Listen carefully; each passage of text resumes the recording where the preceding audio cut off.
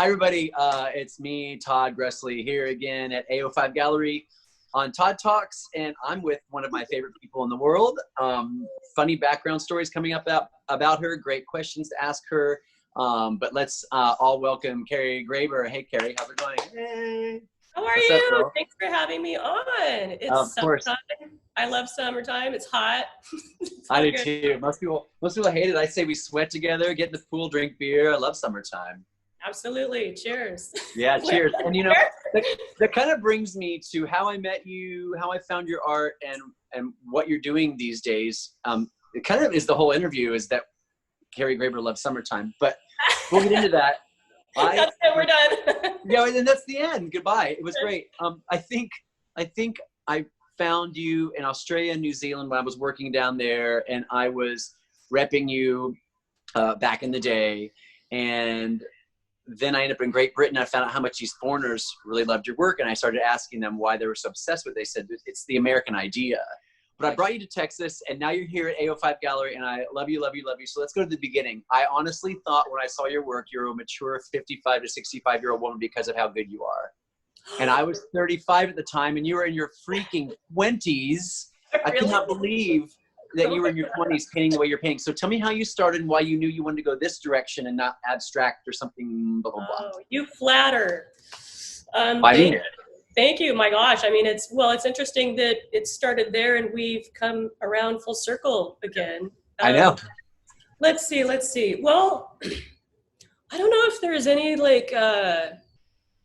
real decision involved. Like, I think I'm going to do this versus this. When I was at Art Center, I think I was best at or enjoyed figure drawing the most. Gesture stuff, figures, poses, because of how much somebody, can say with their bodies, with their physical postures. It's very easy to communicate without words sometimes. Sure. And that was proven to me when I saw some of your earliest work, which I've got hanging over here, and we'll pop it up on the screen. And the earliest work I saw, like Love and Rockets, Let's Dance, you were more of a moody LA nighttime painter chick when you were younger. And then, of course, you went to Palm Springs and kind of became this really daytime painter. And I mean, you can see in the background here with the sunbathers or sun worshipers, like, holy cow, I watch people come to your work and just like look closely, and they have to look closer again to see the brush strokes. And by the way, you like my quarantine hair? Like, look at mine. I'm like Rapunzel these days. It just keeps going and going. Rapunzel and Jughead. Touchline one of these days. So let's talk about how you were a little more loose with your painting earlier. I watched you evolve to become almost photorealism, but still very painterly. So tell me about the maturity level. And again, I really thought you were a more mature, like 55, 65-year-old woman. And I found out you were in your 20s. Now, of course, in your late 30s, right? So I've known you a long time. How old are you? Sure, I'll go with that. Yeah. Are you catching up with me yet? Because I stopped. No. So talk about being more painterly and then getting into more of your almost photorealistic work. And was it an easy process, or was it just toiling greatly over and over? I think, it kind of ties into your earlier question, what you enjoy looking at and what you enjoy painting. It doesn't change. You just you keep adding more of those aspects to your toolbox, and so the pool gets bigger and bigger and bigger.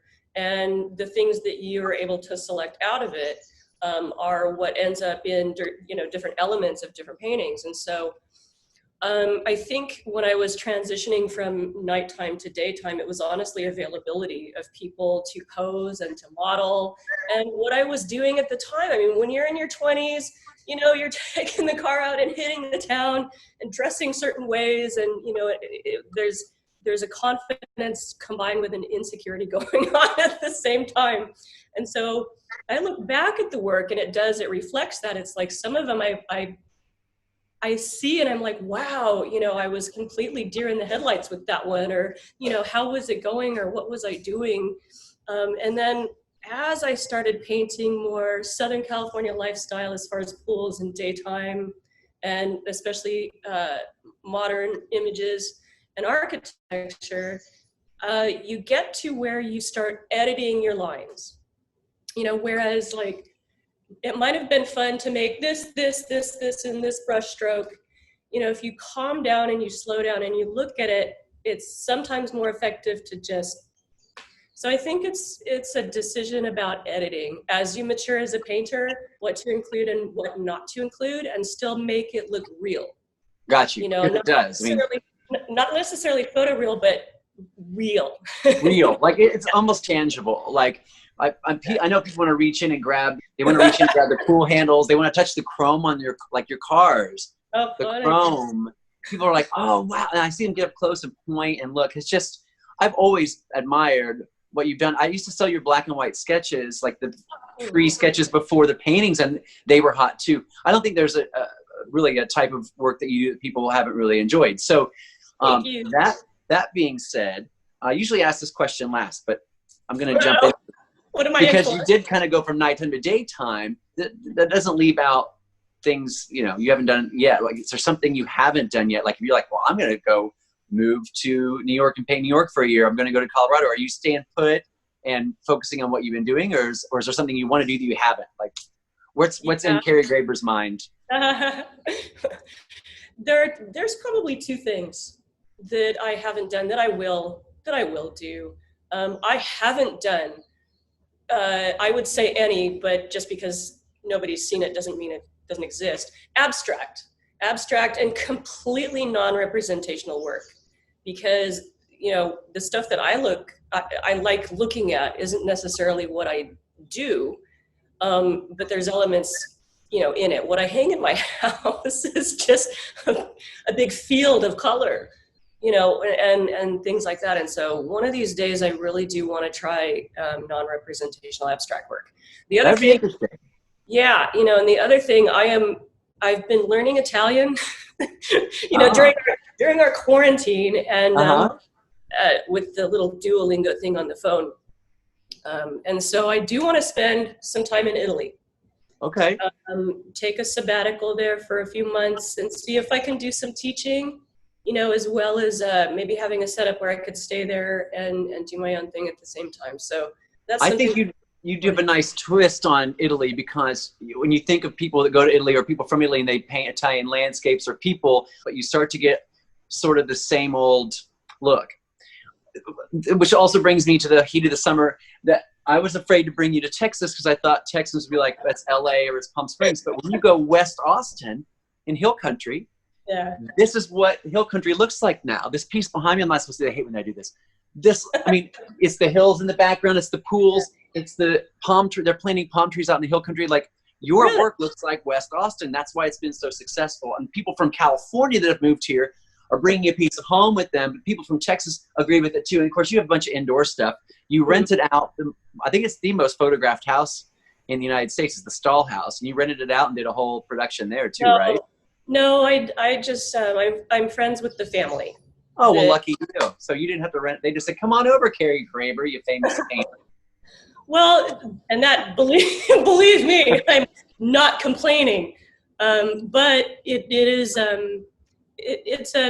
a pleasant give and take where I will share a portion of proceeds with them for the house. And so, they get a print of all the paintings that I do, and everything is in the interest of preserving these beautiful places. So happy to do that. So it's great the Stahl House people know you, and you get to, and you're preserving it too by painting it. Like, you're raising the awareness of this really cool history. And if they don't know, we'll write the Stahl House thing at the bottom. They can look it up.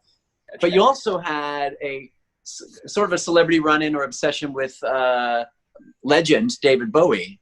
You want to go into that? Yeah, go for it. No, I can talk about it now. I can talk. I won't cry. I can talk about it. Don't cry. But I asked you about it. I remember emailing you when I first met you. I'd been emailed because I was overseas, and I was like, "What's the obsession with David Bowie?" And you were like, "Oh, there's an interesting story behind it." So, tell the viewers with Cliff Notes what your David Bowie story is. Which one? Oh, oh God. Gosh. Well, I liked Bowie since I was a kid. Who doesn't? It was kind of shocking as a little footnote. I'll circle back, but it was shocking to really realize a few days after he had passed away that almost everybody on earth loved the guy, and they had nothing terrible to say, you know. And I was, for the longest time, I think when you're a Bowie fan, you feel that there is some kind of special relationship or something that, you know, you identify with. And so I think it was during college, you know, that little fandom started to mature into the, you know, the art field, because he was editing or writing for Modern Painters magazine, and he was doing his own art and stuff. And I found out he was an art collector, and I'm like, yes, you know, how fun, what a fun thing. Let's check this out. And so I stayed up 40 something hours, and I got into an interview on K-Rock radio with Ronnie Bingenheimer and those guys. And I got to ask him a question, because I was graduating art center that year. And I was like, hey, you know, I forget what I said. I didn't say, hey. I asked him how I could, I was an illustration major, and I was doing illustrations, but I wanted to do fine art. I wanted to make illustrations fine art. And he took a couple minutes to answer the question. And at the end, he just said, you know, insist on being the artist that you know you are inside. And if I were a person to get a tattoo, that would be somewhere on my body. So I don't know if ahead. that's the story that you were looking for, but I've done a few paintings, you know, after he passed away, because I kind of want to keep the narrative going, you know, for other fans and stuff like that. And Well, so, I knew that you had appreciation for him while he was still alive, because I had seen you sneak him in, a poster on the wall or something. all the time, like in my demos when I would do them on board, you know, on Princess stuff, I would have a Bowie shirt on and stuff like that. It's right, and I love that about you. You wear it on your sleeve. And see, one of the like, you know, I'm a mad Kate Bush fan, and when he died, she said he was a true English gentleman. Yes, he was.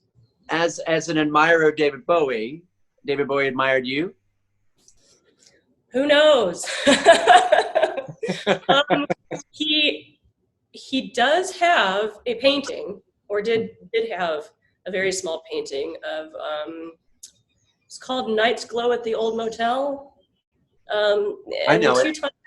Yeah, I love that little painting. It's on board. And, you know, I think the 2 times that I did run into him, I was very polite. Maybe I was too, I didn't want to bug. Who wants to bug the man?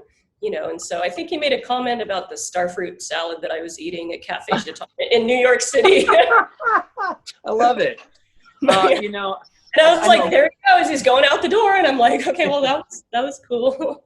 Well, I just love that, you know, someone that you're passionate about, you know, appreciate you back. And I just think there's a mad, great, wonderful energy that goes with, I say this about a lot of my artists, and every artist and every piece of art that's in this gallery, is I like to send that energy home with the collectors. And that's why I have people like you in the gallery.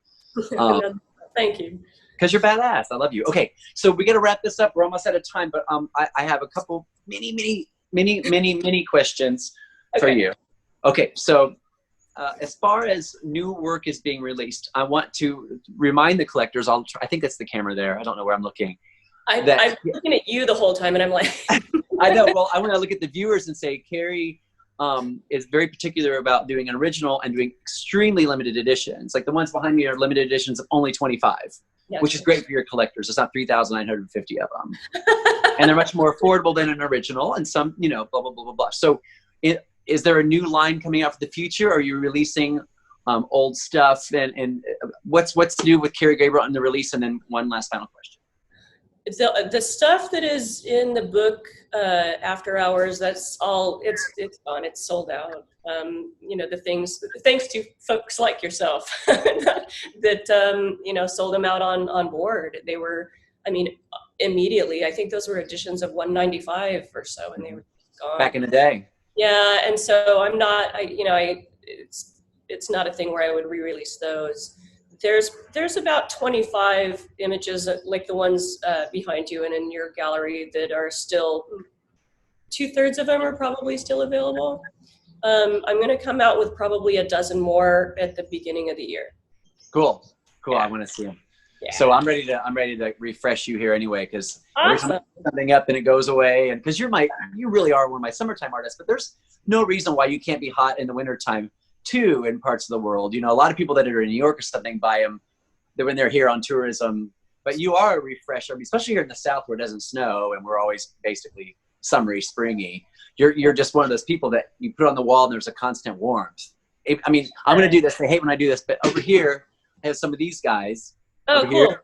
I mean, and they're warm all year long. It doesn't have to be just, Carrie's by the pool all the time. She goes indoors sometimes too, which, that's my original palette, all the super, super warms. And even the ones that I'm doing that have the pools in them, those are warm pools. Yeah. So I'm being sneaky about it. There's still a warm palette, but it doesn't necessarily look like it. I'm ready to jump in. I'll tell you. Seriously. So I usually start the interview off with my artists about how their names are pronounced incorrectly, but I'm going to end it with yours. Okay. We have something in common. So I know it's Carrie Graber. I've known since day one. What's the most common mispronunciation of your last name? Grabber. So I grab people. I promise. I don't normally grab people. No, I mean, especially right now. And your name has one B in it. It's clearly Graber because I get called Todd Greasley. And anyway, but my initials, here's what we have in common. So my initials are it's Todd Allen Gressley. It's TAG. And growing up, in the 70s and 80s, they called me Terrible Ass Grabber. No way. So we have a grabber connection. I probably told you that last time I saw you. Okay, that is really funny. Yeah. So. They used to say that to my dad when he was dating my mom in high school. They'd be like, Grabber Graber. Grabber Graber.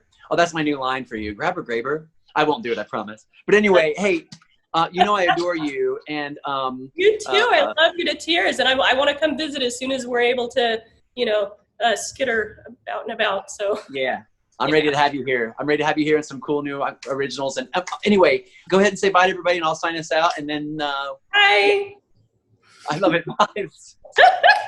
I should keep it simple like that too, but I keep running my mouth. Thanks everybody for tuning in with one of my favorite people, Carrie Graber, live from Palm Springs. I'm Todd here at AO5 in Austin, Texas. And come check out Carrie's work. We have a big feature hanging on the wall here in the gallery. I think 1, 2, 3, 4. There's like 10 or 11 pieces hanging up. Come check them out. And if you have any questions for Carrie, email me at inquiries@ao5gallery.com. And I'm Todd for Todd Talks. That's Miss Carrie Graber. She's awesome. And thanks for having me on. It was super fun. It's my pleasure. Thanks. Okay. Thanks, viewers. Thanks, Carrie. Bye, everybody.